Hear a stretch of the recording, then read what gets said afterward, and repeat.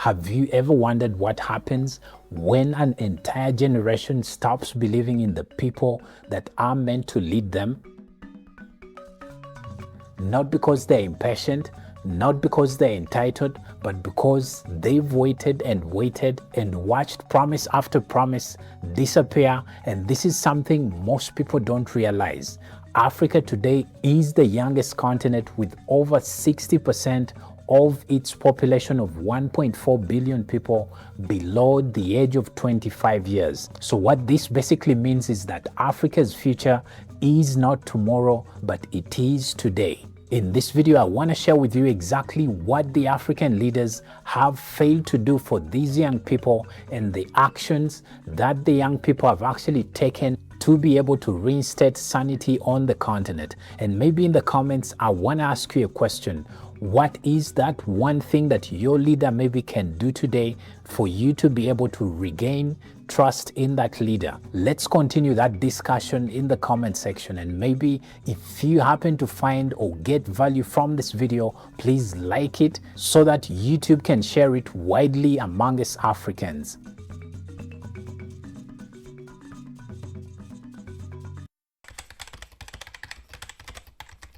I don't know if you know this, but Africa's greatest resource is not oil or gold. Africa's greatest resource is its people. Now, if you're to look back in the ancient days, you know that our grandparents or even our parents were always told to produce as many children as possible. Of course, these children were meant to serve as labor in these families or on the farmlands that were available at the time. Now, of course, as the years have gone by, the population on the African continent has increased. And what this basically means is that most of these children or most of the new generation that is coming up, of course, it is increasing. But when it comes to the farmland, it is not increasing. So basically what this has created is the scarcity of jobs. And who is to blame? Of course, it is the leaders. These leaders have not created enough opportunities for this growing population. And of course, there is a lot of population pressure today as we speak on the African continent.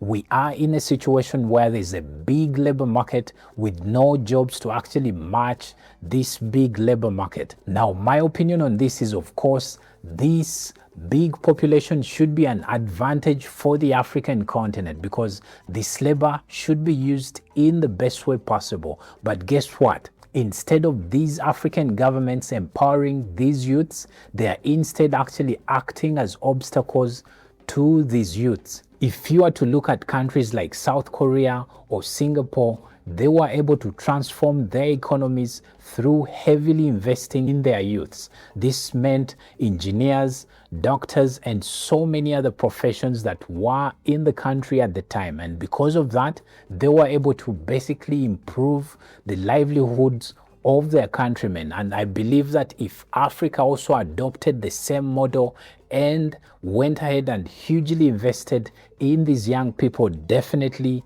the African economies would grow massively to create jobs and opportunities for the young people today. Because I can tell you this for a fact, history has always showed that the bigger the population, there's always going to be a demand for change. So the faster you resolve the problems affecting your population, the better it is going to be for you as a leader.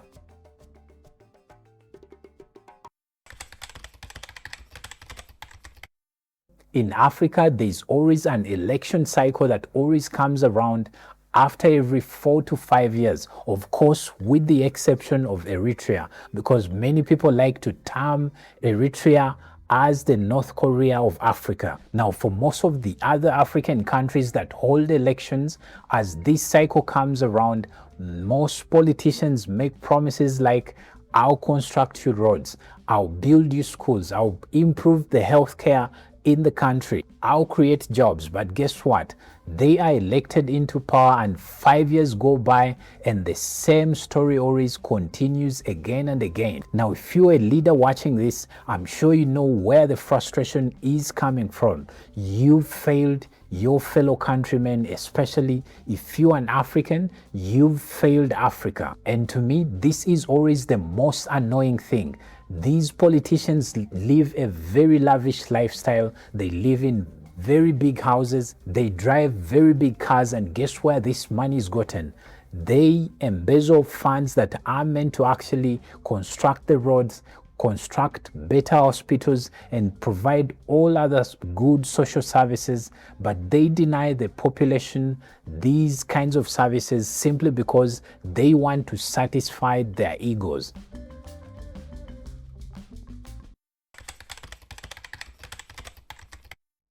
I want to tell you this: nothing destroys trust faster than injustice. Most of the young Africans want some kind of fairness when it comes to the justice systems in their countries. Because I'll tell you this for a fact, as it stands today, if you have a case in court and you're up against a rich man, you can never win that particular case, simply because the judges are very corrupt. Most of them have been corrupted to a point that they cannot think using their minds. They only think in terms of money terms. And that is very wrong, especially if we are to go ahead as Africans. This is one of those things that needs to be corrected. And this is the most disturbing part. If you ever challenge an African leader, they will throw you in prison. And guess what? They will instruct the judges to basically lock you up for as long as they want. Of course, this is meant to actually scare other people that would ever want to attempt to do the same. And of course, this has ended up causing a lot of resentment, especially amongst the youths when it comes to their leaders today. Now, when it comes to the different responses that these youths have made towards their leaders, they're quite remarkable. Of course, some of them have organized demonstrations in their countries. When you look at countries like Cameroon, when you look at countries like Kenya, we've seen the Gen Z protests in Kenya. And then, of course, there has been a countrywide protest in South Africa where they're chasing away immigrants.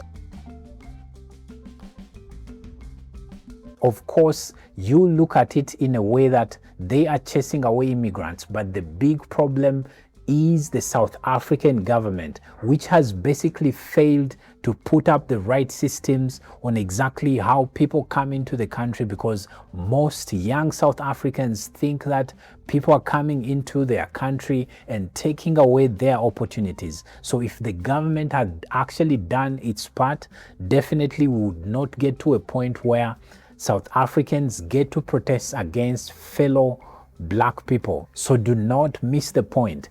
African governments have failed to serve their people, and especially when it comes to the youths, they have greatly failed them. And of course, for some other countries, we've seen countries like Uganda where even protesting is not allowed. Although in that country it is a constitutional right for one to demonstrate or protest, it is not allowed. Once you're caught protesting, of course you're thrown in prison or in jail. Now, because of the lack of jobs, other youths have decided to venture into entrepreneurship. Today we massively see them in technology, others are into farming and so many other ventures where they can be able to actually make some money for themselves. Others have decided to actually immigrate to other countries. They basically go out there and look for better opportunities. This could be to the West or maybe to the Middle East. Others go as far east as maybe to China and other countries to basically try and make a living for themselves. Now remember, I asked you a question. What's that one thing that your leader today can do for you to have that trust back in them that yes, they can indeed take your country forward? Please, let's continue this conversation in the comment section. And for more Pan-African content, please check out this next video.